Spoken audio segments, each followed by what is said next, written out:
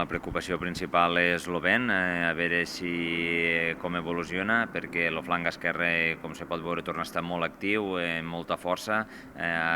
Quan agafa zones de barranc que tenen molta càrrega forestal, se descontrola molt ràpidament i l'abans és incontrolat. Fa unes hores lo teníem aquí detrás del municipi i ara ja ha avançat bastants quilòmetres de direcció Prat de Comte, Pinell de Brai i la zona també de la Nacional 230B de cara a la C12, i la veritat és que ens preocupa aquella zona perquè si acaba creuant el riu l'incendi agafarà unes altres dimensions, i la preocupació principal de la gent del poble és el flanc dret, l'incendi que tenim aquí detrás, perquè al migdia se preveu que canvi el vent, i si canvia el vent la càrrega forestal que hi ha aquí detrás res té a veure en l'incendi estar, és a dir, estem parlant d'un altre tipus d'incendi d'una altra magnitud. Jo crec que és impossible controlar l'incendi si es gira vent de baix i acaba entrant a la zona de les Ambries direcció al Fara de Carles. A veure si en les properes hores els mitjans aeris que ara podem començar a sentir poden fer actuacions importants. Estan centrant el flanc esquerre, com és evident, perquè és el més actiu, però si no controlem el flanc dret, jo crec que aquesta tarda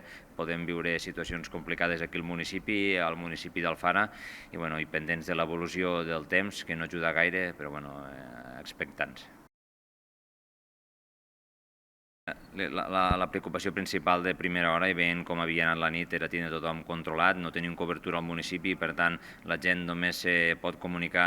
als domicilis si té wifi. L'important ara és fer arribar la informació a tota la ciutadania, fan bandos de veu també, perquè hi ha gent que no té cobertura ni té mitjans telefònics per a poder-se comunicar, perquè tothom estigui controlat, perquè tothom estigui tranquil i sobretot que la gent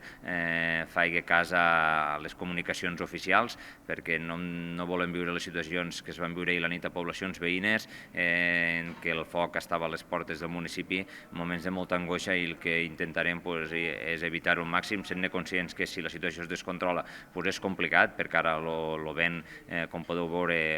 empèn l'incendi en altra direcció de la que estem al poble, però si canvia automàticament el que estem dient ara és completament oposat, per tant l'incendi ens vindrà de cara al poble, i llavors haurem de ser capaços de gestionar tothom, que estigui tranquil, que estigui controlat a casa, perquè la zona més segura és la casa.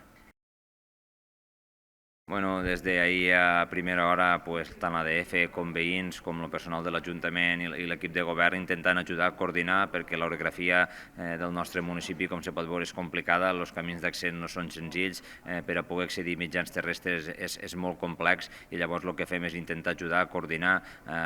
posar com a punt les piscines per a poder carregar ràpidament els vehicles i poder sortir. Nosaltres el que hem de fer és tasques de coordinació, d'ajut i d'intentar fer arribar la informació a la ciutadania per canals oficials i que tothom estigui tranquil. I en un incendi d'aquestes magnituds res podem fer des del municipi, no tenim ni els mitjans ni estem preparats per a poder actuar davant d'incendis d'aquesta magnitud.